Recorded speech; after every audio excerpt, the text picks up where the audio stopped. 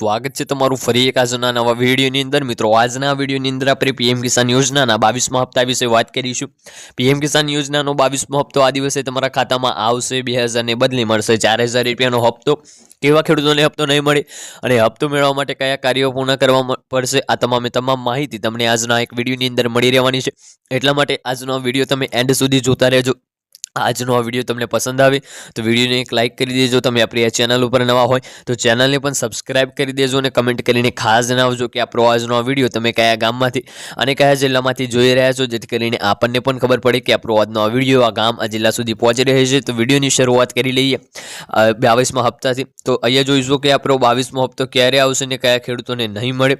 તો પ્રધાનમંત્રી કિસાન સન્માન નિધિ યોજનાનો એ દેશભરના લાખો ખેડૂતો માટે એક મહત્વપૂર્ણ રાહત છે। મિત્રો આપણી જે પીએમ કિસાન યોજના છે એ આપણા દેશભરના ખેડૂતો માટે એક મહત્વપૂર્ણ રાહત યોજના છે।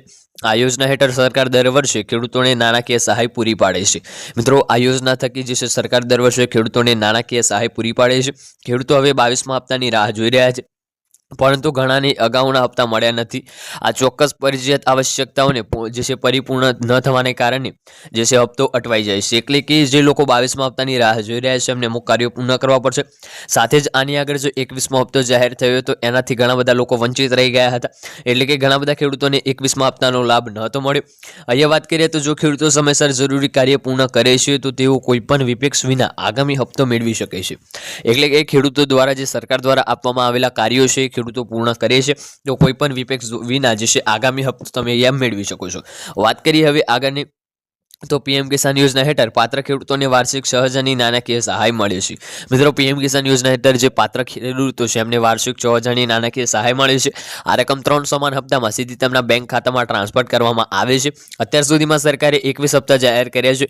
બધાની નજર હવે 22મા હપ્તા ઉપર અટકેલી છે। સરકારનું લક્ષ્ય એ છે કે સુનિશ્ચિત કરવાનું છે કે બધા ખેડૂતો આ યોજનાનો લાભ મેળવે। એટલે કે સરકારનું એક જ લક્ષ્ય છે કે આ યોજનાનો લાભ તમામ ખેડૂતોને મળી રહે।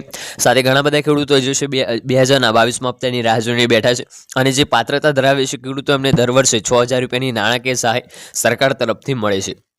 વાત કરીએ હવે આગળ તો પૈસા ન મળવાના કારણો જે છે ઘણીવાર એવું જોવા મળ્યું છે કે કેટલાક ખેડૂતોના ખાતામાં ભંડોળ જમા થતું નથી। આનું સૌથી સામાન્ય જે છે કારણ જે છે અધૂરું કેવાયસી છે।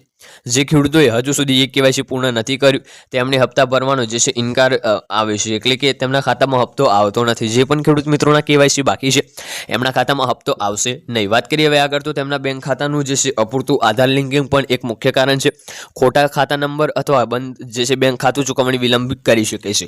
એટલે કે તમે ખોટો ખાતા નંબર આપ્યો હોય અથવા તો તમારું ખાતું બંધ થઈ ગયું હોય તો પણ તમને અહીંયા હપ્તો મળતો નથી।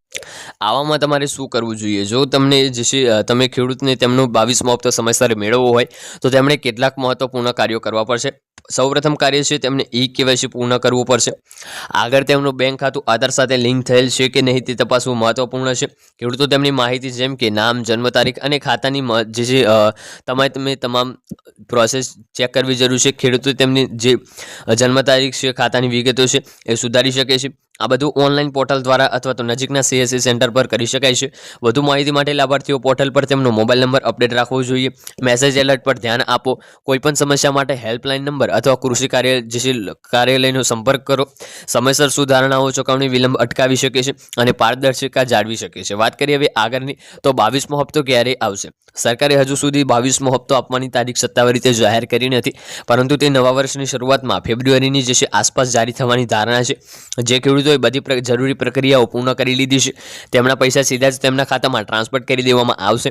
જે ખેડૂતોએ બેદરકારી રાખવી છે તેમને હજુ જે છે હપ્તો નહીં મળે। તો આજનો વિડીયો આપણે પૂર્ણ કરીશું। વિડીયો તમને પસંદ આવ્યો હોય તો વિડીયોને એક લાઇક કરી દેજો। ચેનલ ઉપર નવા હોય તો ચેનલને સબસ્ક્રાઇબ કરી દેજો અને કમેન્ટ કરીને ખાસ જણાવજો કે આજનો આ વિડીયો તમને કેવો લાગ્યો। મળીશું આગળના વિડીયોમાં, ત્યાં સુધી જય ભારત, જય હિન્દ।